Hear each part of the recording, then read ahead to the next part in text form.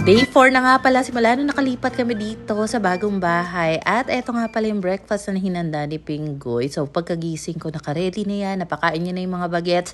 At ang target ko talagang linisin ngayon ay itong kusina. Meron na nga pala ditong built-in na range hood. And ang sabi naman ng aking landlady, pwede daw namin gamitin yan. So ililipat namin itong stove ni Papa kasi ang pwesto niyan before dito sa may likod ng bintana, likod ng pinto. So hindi siya recommended doon dahil syempre natitiri ka ng araw nga itong gasol. Diyos ko po, baka biglang sumabog. So anyway, ipinwesto na nga ito dito. Ang problema lang, maigsi kasi yung hose na nagko-connect sa stove, pati na rin dito sa gasol.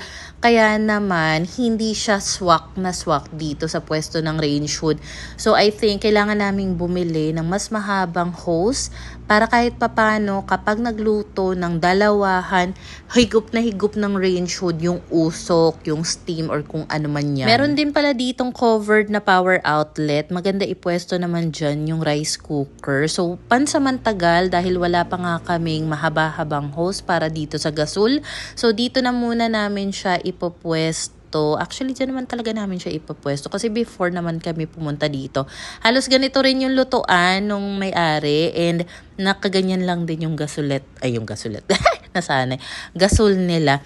So, ang balak talaga namin, kapag meron ng mahabang hose, iuurong yan katapat ng range hood. But for now, okay na muna yan. Sa likod naman itong lutuan, makikita mo na napakadaming tambak dito, mga karton, kagulo talaga. And hindi na nga rin ako makatiis. Kaya sabi ko, today is the day, nalilinisin ko nga ito. Magpupuksaan tayo and let's see kung ano yung malilinis natin hanggang sa abot ang makakaya ko. So gagamitin ko itong Seaways All-Purpose Cleaning Spray at saka Neos Wipe na wet mop cloth. Para siyang malaking wet wipes para hindi na rin ako mahirapang maglaba-laba ng basahan. So, i-sprayan ko lang and then gagamitan ko ng wipes. So, syempre, from top to bottom tayo, pero hindi ko isasama muna yung kisame. Malinis naman siya sa totoo lang. Alam mong napalinisan talaga or na-maintain siguro din talaga ng caretaker, no? Kaso, hindi ko nga mahanap yung lint roller ko. Ayokong gamitan ng basa na mop yung kisame. So sabi ko, eto na lang muna yung lilinisan ko, yung pader all the way pababa. So ayan, at inisprayan ko na muna nitong Seaways at kailangan kong gumamit talaga ng mop. So kailangan ko munang mahugasan itong mop na ito kasi nung naglinis ako ng kwarto, yan yung ginamit ko. Hindi pa natatapon yung dirty water niyan. So kumuha lang din ako ng panlinis doon sa CR at naisip ko na dito nga ako magkuskus. Kasi fantasy ko nga magkukuskus-kuskus, hand wash sa labas ng bahay, sa probinsya. Lalo na hindi pa kami nakakalipat. Sabi ko, parang gusto ko ng ganitong experience, yung mahangin. Tapos naglalaba ka, nag-hand wash ka, nagkukuskus-kuskus. Parang, oh my God! Simpleng life. Ang sarap lang. Pag ganitong oras, madalas din talaga nakatambay dito sa may covered court. Taray talaga, pinanindigan yung covered court. Madalas andun si Papa, yung mga bata. Even hanggang gabi nga andun lang si Papa kasi may solar light din doon. Nalinisan ko na itong buong mop, pati yung dalawang mop cloth nito. Sinabay ko na rin ng linis yung walis tambo na gagamitin naming pangloob, pati na rin floor mat. So eto na nga, tinuloy ko na yung paglilinis dito sa may pader at saka yung ibabaw ng cabinet. So anyway, matibay talaga itong cabinet na ito kasi mapapansin mo talaga sa quality niya na tipong kahit pagpatungan mo na mabibigat, caring niya. So ayan, inisprayan ko lang ng Seaways itong mga ito, then pinunasan ko gamit nga nitong Neos Wipe na wet mop cloth or wet wipe. So, ayan nga, nandito rin pala sa may isang cabinet na ito yung fuse box. Fuse box ba yung tawag doon? So, at least aware na ako.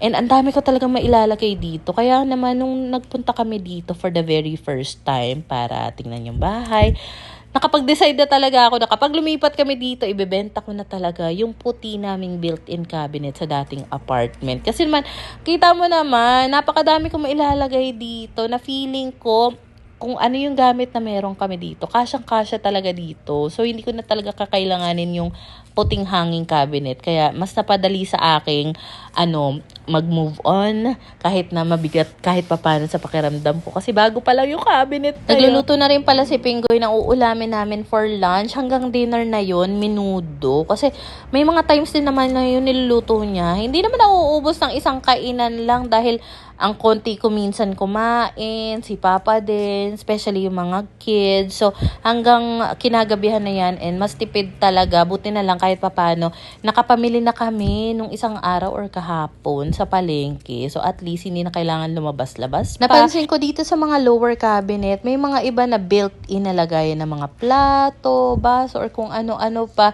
And then, yung iba naman dito, ginamitan ko ng vacuum. So, this time naman, magpo-focus na ako sa pag-unbox and then, i-clear natin itong lababo. So, let's go! So, ang plano ko nga pala, yung mga cleaning products, mga stocks na panglinis, tissue, dito ko siya ilalagay sa lower cabinet ng sink. Tapos, alam mo, napansin ko, sobrang unique din ng handle nitong mga cabinet nga. Dahil, pag tinignan mo yan up close, yan yung mga maliliit na kutsara, maliit na tinidor, maliit na knife. Sobrang unique talaga. Before talaga, honestly, hindi ko na-appreciate yung ganitong kulay ng cabinet kasi parang hindi siya uso ngayon eh, 'di ba? Pero habang naglilinis nga ako dito, sabi ko, ay ang classic naman pala ng ganito. Kaya siguro yung naging theme ng mga cabinet, like yung built-in cabinet doon sa kwarto namin, yung mga pintuan sa kwarto, even dito sa pinto ng cabinet, ganito yung color kasi very classic siya. And kaya pala may color yellow dyan, yan yung pinaka-accent color para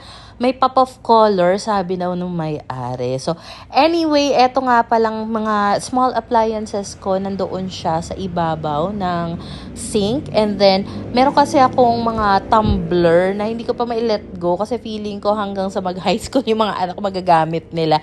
So, dito rin siya nakapwesto sa may ibabaw naman kung saan may nakabukas na cabinet. Diyan ko sila pinagpupwesto. And then, for the unboxing pa rin tayo dito. Actually, from time to time nga, pinupuntahan ako ni Kowa, naglalambing siya, mami, ganyan. Kung ano-ano lang pinagsasabi. Pero kasi, nalilibang din sila ng ate nila. Kakaikot dito sa bakuran. Tapos, na-meet ko na rin pala yung isa naming kapitbahay. Senior na siya, pero mukhang bata pa. Ang bait. So, kilala niya na kami. Kinausap niya rin lahat kami. Ganyan. So, at least kahit papano, meron na kaming kakilala dito. Tapos, meron ako nabasang comment. Sabi, Mami Ice, parang ma-achieve mo na talaga yung fantasy mo. Yung gusto mo dati na malaking dining table. So, pwede na yan soon, pero for now, since meron naman ng dining table si Papa, yun na lang din yung gagamitin namin. And then, eto nga pala mga sapatusan, napag-usapan na namin ni Papa to kasi talagang ang pwesto nito doon banda sa likod na pintuan malapit sa CR. So, buti na lang din kahit papano, maayos pa naman lahat ng ito kahit na ilipat na nga dito, all goods pa rin siya. Tsaka mga slim lang kasi yung ganitong shoe cabinet. Kaya, gustong-gusto ko rin talaga ng ganyan, hindi inaanay, safe pa yung mga sapatos namin. So, dyan ang pwesto niya.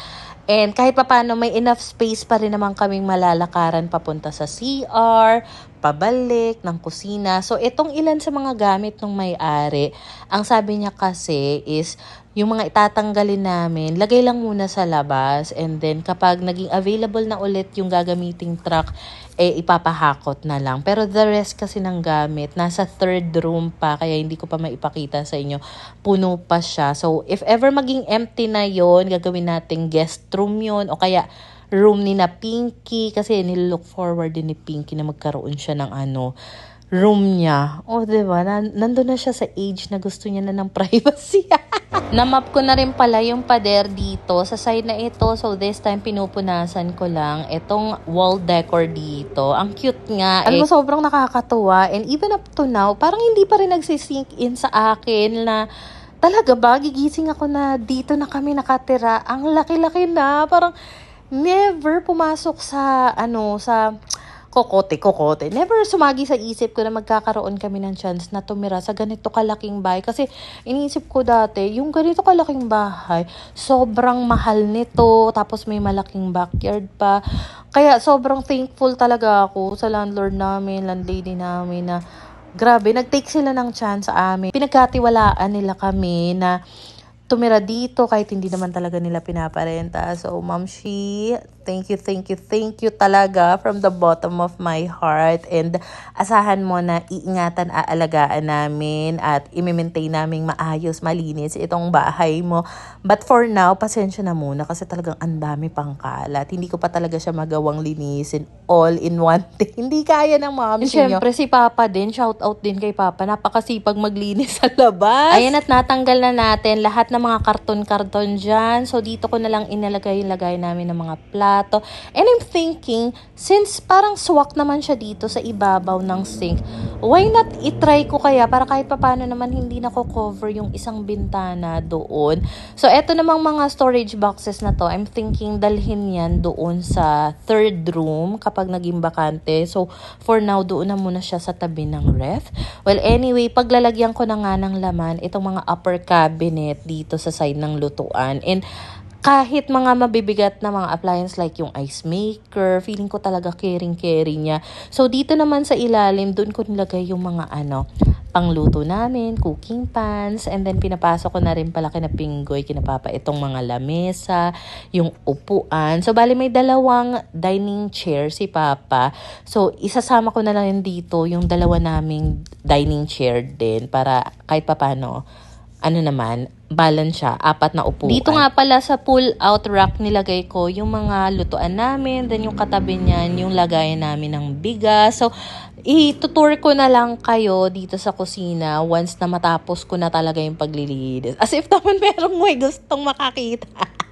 Wala lang, nakakaaliw lang din kasi mag-organize dito. Anyway, yung mga color green ko na mga plates, bowls, dito ko siya inilagay. And then, yung mga baso namin na bihirang-bihirang magamit, dito ko lang din ipaglalagay. Pati yung mga babasagin ng mga food processor, yung pang-tsaa namin, pang-kape, lahat ang babasagin doon sa side na yon. Then, yung ibang small appliances naman, dito siya nakapwesto sa maliit na cabinet sa ibabaw ng lababo namin. Tapos alam mo ba, yung nakikita nyo na parang stainless dyan sa pinakataas ng upper cabinet, lutuan daw yan ng burger, fries, tapos sabi nung landlady namin, pwede yung gamitin yan, okay lang, ganyan, nakakatuwa na sobrang bait. So, if ever na magka-chance kami na magluluto kami ng mga burger patties, mag-deep fry ng mga french fries, hihiramin namin yan, gagamitin namin yan. So anyway, na-organize ko na rin pala dito sa side na to. Ang laking tulong din talaga na meron na ako mga existing na mga storage basket. Kasi kung wala yun, parang ang sakit sa mata. So anyway, dito naman tayo sa may kabilang side. And ang gagawin ko nga pala dito ay gusto ko kahit papano maaliwalas lang yung atake niya. So gusto ko kasi may coffee corner din kasi mahilig magkape si Papa, mahilig din magkape si Pinggoy. So dapat talaga etong spot na ito for now, ito yung magiging lagay ng mga thermos, kettle, at saka mga kape nila. And for the meantime, dito ko rin ipapwesto muna siguro yung rice cooker namin. Kasi nga, di ba, hindi pa kami nakakabili ng mahabang hose para sa gasol. So, hindi ko maipapwesto ng maayos yung rice cooker doon sa may saksakan area, which is sa kabilang side. Oh, di ba? Daming pinag-e-explain ng babaeng to. Alam mo, laking tulong din talaga nitong ganitong cleaning spray. So, hindi naman to sponsored. Ako pa nga bumili nitong Seaways na to. Pero, masasabi ko maganda siyang gamitin. Mabango din siya. Even itong Neo Swipe na wet wipes. If in case lang na bet nyo na mga yan, ilalagay ko yung link niyan sa comment section. Pero kung sa black app nyo ito mapapanood, yung link ng mga nagamit ko sa video na to, makikita nyo rin yan sa showcase ko or comment section. Ang ganda rin talaga na merong bintana dito sa ibabaw ng sink. Kasi kitang-kita mo talaga yung view sa may labas kapag naguhugas ka ng pinggan dyan. So dahil na-clear ko na nga yung side na yan, itatry ko lang itong binabala ko. If it doesn't work, at least we try. Charot. Anyway, gusto ko lang siyang itry para maiba lang din naman. So, ito kasi talaga ay over the sink cabinet. Sadyang iniba ko lang talaga yung pagkaka-assemble nito. And nung tinatry ko na nga siyang ipwesto, tumatama siya dito sa kahoy nung upper cabinet. So, dahil gusto ko nga talagang ipilit dahil wala eh, hindi ako masasatisfied kung hindi ko siya pipilitin. So, ayan nga, kinalas ko pa talaga yan. Nagpatulong pa ako kay Papa kasi nalalaglag-laglag siya. Tapos, hindi talaga umubra. Napagod na ako. Hindi pa ako nagla-lunch. Alas 4 na yata to. So, ngayon pa lang ako kakain ng kanin. And then, sabi ko nga kay Pinggoy, Lalav, ikaw na nga magtanggal nung kitchen cabinet. At ayun nga, natanggal niya. Binalik niya na nga dito sa dating pwesto. Diba? Nagpagod lang talaga kami. Pero kasi gusto ko lang masubukan kasi hanggat di ko siya nasusubukan, hindi ako mapapalagay. So at least, okay na-ekis na yan sa isip ko. And I think itong oven namin na soon magagamit na rin namin, makakapag-bake na tayo. I think ang gagawin ko, kasi may mga times na matirik yung sikat ng araw dito sa may window area. So, ibababa ko lang yung blinds. At saka, malaki yung distance nitong cabinet sa pader.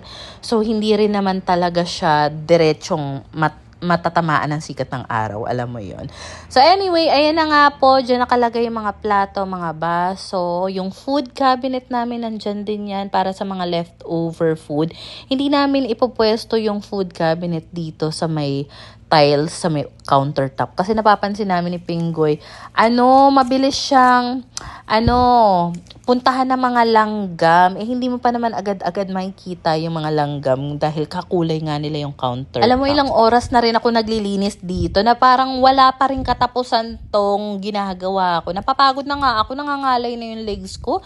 So, eto nga pala, nakapagpa-refill na si Papa doon sa refilling station malapit sa amin. And then, naglagay na rin ako ng tubig sa mga pitchel at ipinwesto na rin namin yung ref namin dito sa movable stand.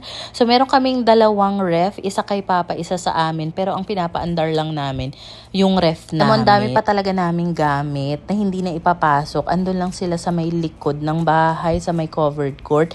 And hindi ko sure kung kailan namin makiklear talaga ng bonggang-bongga itong buong bahay. Pero kasi this month na rin ang birthday ni Pinggoy. So hopefully bago siya mag-birthday, clear na to. And mag-invite man siya ng marami niyang kapatid, mga pamangkin. For sure magkakasya na kami dito. Kasi naalala ko dati, kapag like birthday ni Kowa, tapos nag-invite kami. Hala, hindi talaga kami magkasya sa loob ng apartment. Sobrang siksikan talaga. So, at least ngayon, if ever may handaan, gatherings, maraming bibisita sa amin, kasya-kasya, aalog-alog na talaga kami dito. Ito palang knife set namin from Red Chef. Hindi pa namin nagagamit yan. Kasi nung nasa apartment kami, pang display lang talaga siya. So, pinaghuhugasan ko na lahat ng yun. Pati yung mga kitchen utensils. Then, kapag natuyo, dyan ko sila ipapwesto. So, from now on, ang gagamitan na namin kutsilyo dito is yung knife set from Red Chef. And then, naglagay lang din ako na maliit na busurahan dito. So, meron pa kaming bulalo.